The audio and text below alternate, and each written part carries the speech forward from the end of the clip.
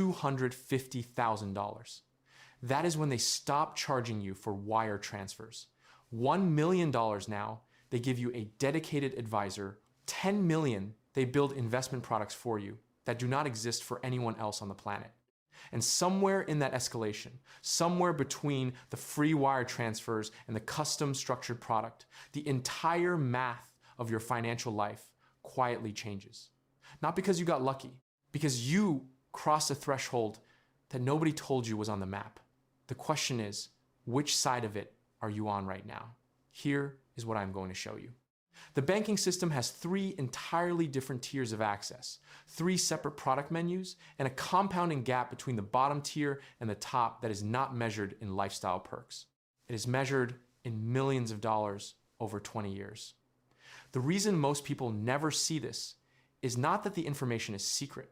It is that the institutions have no financial incentive to explain it to you while you are still profitable to keep on the wrong menu. By the way, I built a free early retirement calculator because most online ones are mathematically wrong. They use average return assumptions without modeling sequence of returns risk, the way BlackRock and Vanguard actually do, internally. It exposes the real weak points in your plan. I only ask for your email to send the report because I do not store your financial data on the calculator itself. Link is in the description. Now, here is the central idea I want you to hold on to through this entire video. It is going to come back every few minutes, and every time it does, it is going to mean something slightly different and something progressively more irritating. Imagine you walk into a restaurant. You sit down, someone hands you a menu, you order, you eat, you leave. Most people do this with their finances their entire lives. What they do not know is that this restaurant has a second menu. Not a better version of the first one, but a fundamentally different set of options with different ingredients available only to people who have crossed a specific dollar threshold. And then, above that, there's a third menu that the second menu people do not know exists either. The only way to be handed the other menu is to hit the number, and the numbers keep moving. I call this the hidden menu problem.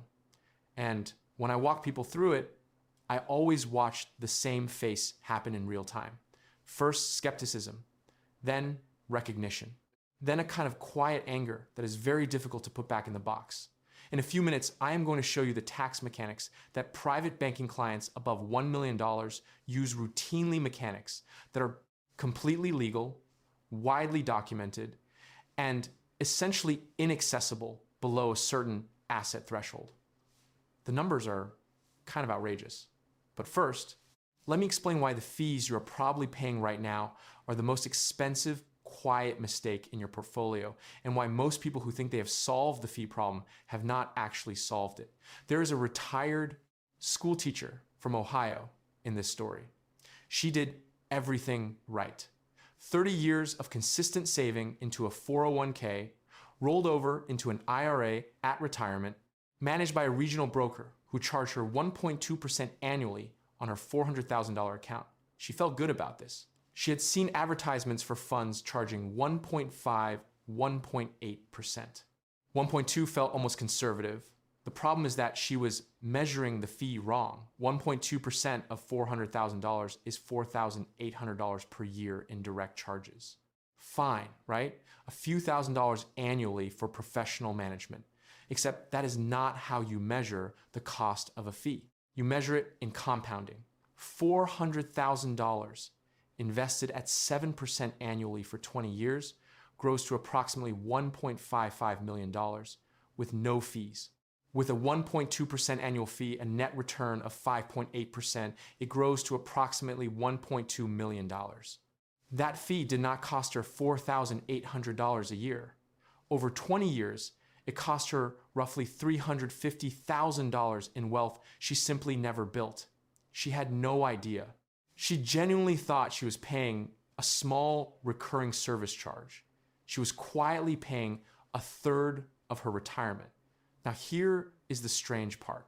That same $400,000 in the same market with a fee of 0.1% ends up at approximately $1.5 million. The gap between 1.2% and 0.1% fees 11 times lower produces approximately $300,000 more in wealth from an identical starting point. Same market, same time, same money. Different price for the same service. This exists because mutual funds are structured with multiple share classes. The investor share class, the one you access through a standard brokerage account, charges more. The institutional share class, the one pension funds and university endowments use, charges substantially less. Same fund, same manager, same underlying stocks. Different price based entirely on how much capital you walked in with. And the asset threshold, where institutional share class access meaningfully opens up, where advisory fees compress from 1% down toward 0.2 or 0.3, is approximately $1 million in investable assets. Below that, you can absolutely access excellent low-cost index funds through Vanguard or Fidelity, and you should. Most of my own portfolio is in them. But here is what I want you to understand. Most people think the fee problem is solved by picking index funds. It is not wrong. Index funds are genuinely excellent, but they're still the first menu. The institutional tier is a different document entirely. Also, fee negotiation. This is something most retail investors do not know is possible. 0.75% in advisory fees at $500,000 sounds like the going rate. It is also negotiable. With a fee-only registered investment advisor, not a broker, a fiduciary, the realistic advisory fee at $500,000 is often 0.40 to 0.50%. If you ask explicitly, at $1 million, 0.20 to 0.30% is achievable. The compounding difference between 0.75% and 0.30% on $1 million over 20 years is approximately $340,000 in preserved wealth. One conversation, worth more than most tactical investment decisions made in a given year. By the way, hit subscribe if you like the content, otherwise YouTube's algorithm may genuinely never show you my videos again. The algorithm makes promotion decisions the same way banks do, based entirely on signals of loyalty and engagement, which is either funny or depressing, depending on how you feel about systems this week. Now, I want to introduce two people. Call them David and Marcus, cousins. Both started working at 28. Both earned similar income somewhere in the low six figures. Both contributed the maximum to their 401ks. Both invested consistently. Both crossed $1 million in investable assets around age 40. Same starting point, same discipline, same market. At the moment they crossed 1 million, their financial lives divided. Not because of anything either of them decided to invest in, because of which tier of the financial system they ended up operating in. David stayed with his existing brokerage, good low-cost index strategy, no complaints. By any retail standard, he was doing everything right. Marcus got a call. His private bank had been watching his asset level, and when he crossed the threshold, they offered a different conversation. They handed him the other menu. I am going to come back to them at the end of this video, and the number is not what most people guess. But everything between here and there is what explains it. Stay with me, because this next part changes everything. Here's what nobody is telling you about what is actually on the second menu. When most people hear private banking, they picture a nicer waiting room and a relationship manager who remembers your birthday. And at the Chase private client level, which starts at $150,000 in qualifying deposits and investments, that is largely what you get. Wire fees disappear. No ATM surcharges. Someone answers when you call. That is genuinely useful. It is also the free breadsticks of the second menu, not the actual food. The actual food is the products. There is a legal designation in United States securities law called an accredited investor. To qualify, you need $1 million in net worth, excluding your primary residence, or $200,000 in annual individual income, $300,000 jointly for the past 2 years, with a reasonable expectation of the same going forward. Approximately 13% of American households currently meet these criteria. What this designation unlocks is access to investment categories that are explicitly unavailable to the other 87%. Private placements, hedge funds structured under Regulation D, private real estate syndications, direct lending funds. These are not niche or exotic instruments.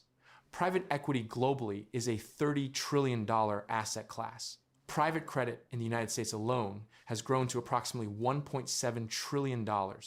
And the historical return profiles are not trivially better than public markets. Cambridge Associates data shows top quartile private equity funds have averaged roughly 14 to 15% annually since the 90s. The S&P 500 over the same period has averaged approximately 10 to 10.5%. 4 to 5% of additional annualized return sounds small.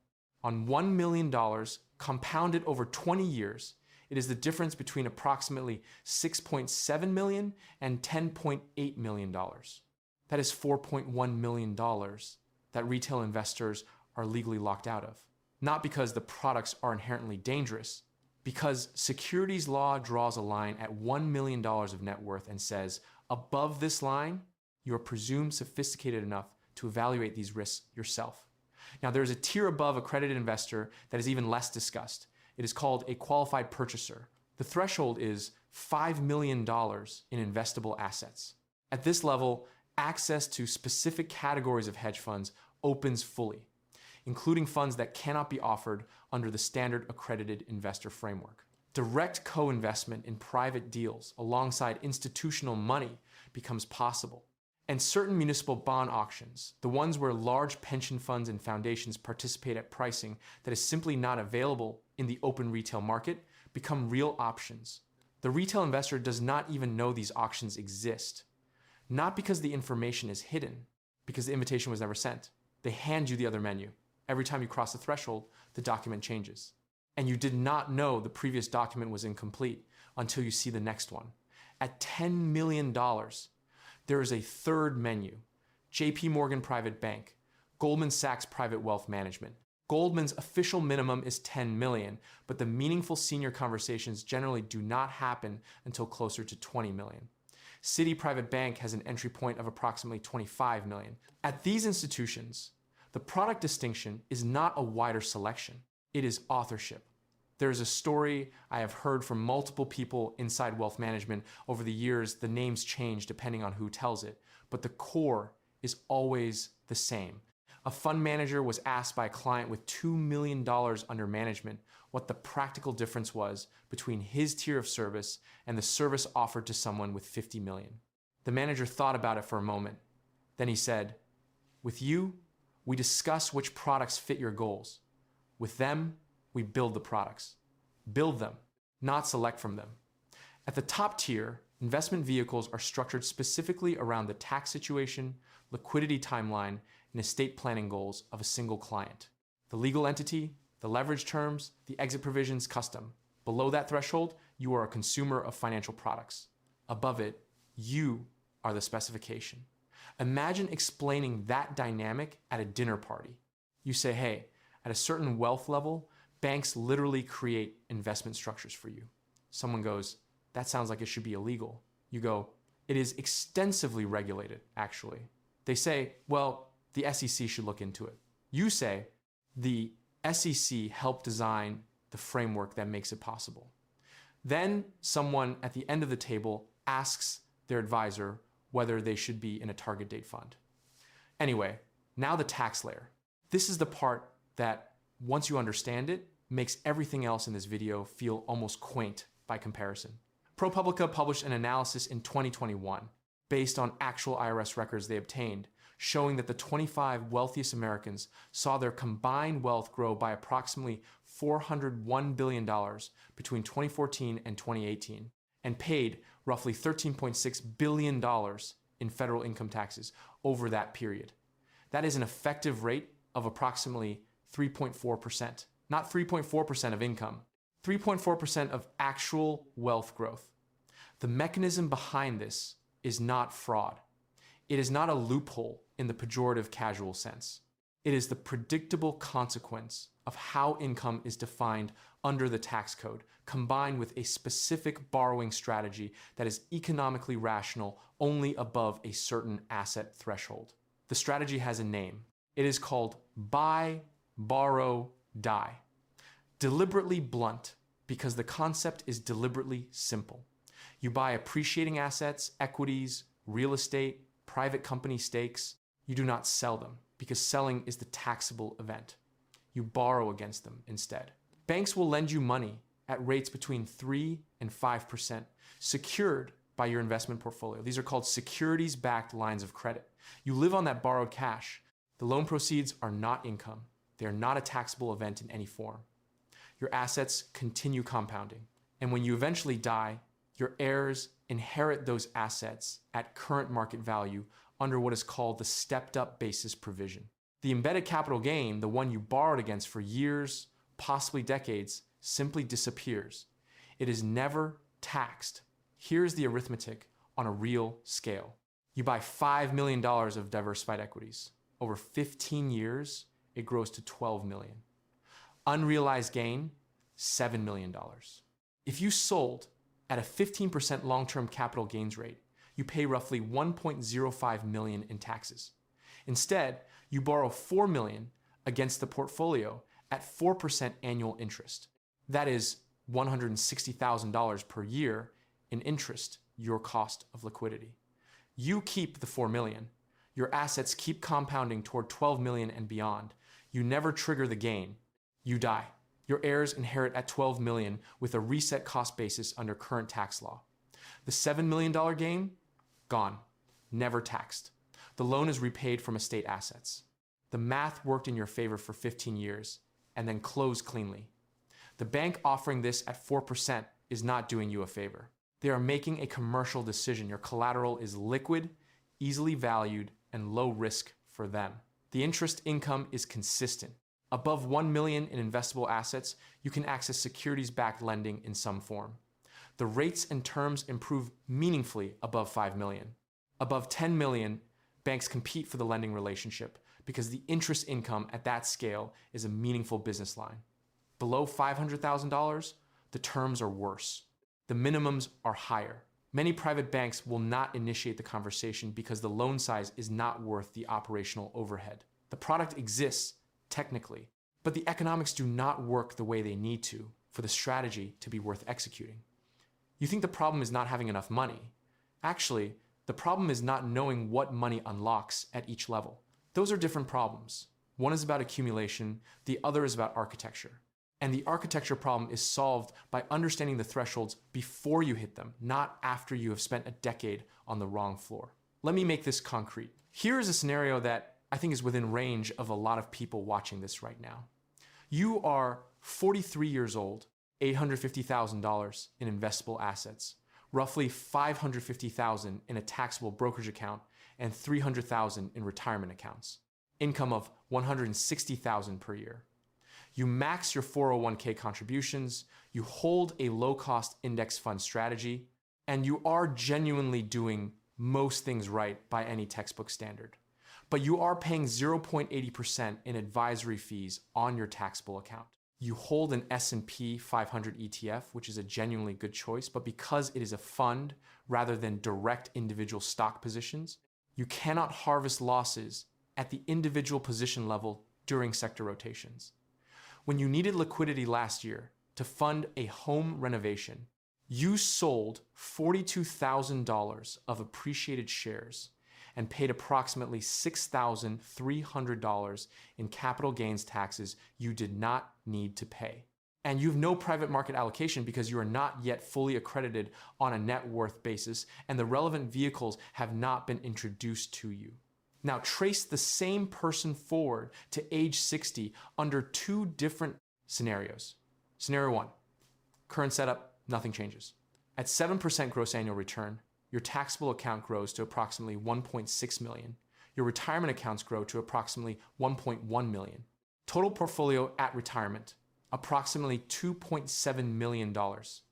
Scenario 2, you cross $1 million in total investable assets at age 46, 3 years from now, and immediately make 3 specific changes. You switch to a fee-only registered investment advisor and negotiate the advisory fee down to 0.3%. On a $1 million taxable account, that saves $5,000 per year in direct fees, which compounded over 14 years at 7%, preserves approximately $120,000 in additional wealth. You implement direct indexing on the taxable portion. replacing the ETF with direct ownership of the underlying stocks, which enables you to harvest individual position losses during market rotations. Vanguard's own research on direct indexing estimates 0.75 to 1.1% in annual after-tax return improvement through this mechanism, using a conservative 0.9% over 14 years on a $1 million taxable account. That adds approximately $190,000 in additional after-tax wealth. And you allocate 15% of your taxable portfolio, $150,000, to accredited investor private credit funds paying consistent 7 to 8% annual distributions versus the 4% you were getting from your bond exposure. Over 14 years, the return differential on that allocation adds approximately $95,000 in additional compounded income. Combined additional wealth from 3 mechanical changes, approximately $405,000. Scenario 2, portfolio at age 60, approximately $3.1 million. Not $3.1 million from finding better stocks, not from taking more risk, from operating on the second menu with the tools that second menu makes available. That is the gap. That is what the threshold unlocks. And that is the difference between David and Marcus. 20 years after that fork at 40, David's portfolio is worth approximately $3.4 million. Genuinely excellent. By any retail standard, he should be satisfied. He optimized the menu he had consistently and intelligently for 2 decades. Marcus is at $5.1 million. The $1.7 million difference did not come from Marcus picking better stocks. It did not come from taking on more volatility. It came from fee compression compounding over 20 years, from direct indexing tax savings accumulating annually without effort, from a private credit allocation that earned 3% more annually than David's bond position over the same horizon, and from one strategic moment where Marcus used his securities-backed line of credit to avoid selling appreciated shares at a perfect inflection point, preserving roughly $90,000 in capital gains taxes in a single transaction. The system handed Marcus to the other menu. He ordered from it consistently. That is the entire story. No secret insight, no superior intelligence, just different tools activated by a threshold, deployed by someone who knew to ask for them. Now, 3 things you should actually take from this, calibrated specifically to where these thresholds sit. First, if your investable assets are between $250,000 and $1 million right now, your single highest leverage move is to locate a fee-only registered investment advisor, not a broker, not a commission-based financial planner, a flat fee or AUM fee fiduciary, and negotiate explicitly on the advisory rate in your first meeting. 0.40 to 0.50% at $500,000 is achievable if you ask directly. The difference between 1% and 0.50% on $500,000 over 20 years is approximately $175,000 in preserved compounding. That outcome comes from one meeting, one question. Most people never ask because they do not know it is negotiable. Second, when you cross $1 million in investable assets, the 2 specific conversations to initiate immediately are about direct indexing on your taxable account and access to a securities-backed line of credit. If your current advisor does not raise direct indexing proactively when your taxable account crosses $500,000 in value, that is information about whether they are operating at the tier your situation actually requires. Advisors who work at the relevant level bring these tools up without being asked because their clients expect it. Third, treat the $5 million qualified purchaser threshold as an explicit architecture milestone in your financial plan, not an incidental accumulation number. The question is not only how to reach 5 million, the question is what your portfolio structure, legal entity setup, and tax position need to look like at 5 million to actually unlock what that threshold makes possible. This is a planning question that requires a tax attorney and an estate planner sitting alongside a financial advisor. Ideally, before you arrive at the number, not after. People who design toward the threshold extract significantly more from crossing it than people who arrive there accidentally and spend the first year figuring out what changed. Lazy investing built more fortune than crypto. Memes. The people who built it quietly were not trading faster or working harder or finding information nobody else had. They understood which level of the restaurant they were operating in, and they asked for the other menu before the waiter decided whether to bring it. The annoying truth is that the system will eventually upgrade you on its own timeline once you already have enough money that the upgrade matters slightly less. That is how the system prefers it. So ask before they decide you are ready. Go ask your banker what tier you're in right now. Watch how long it takes them to answer.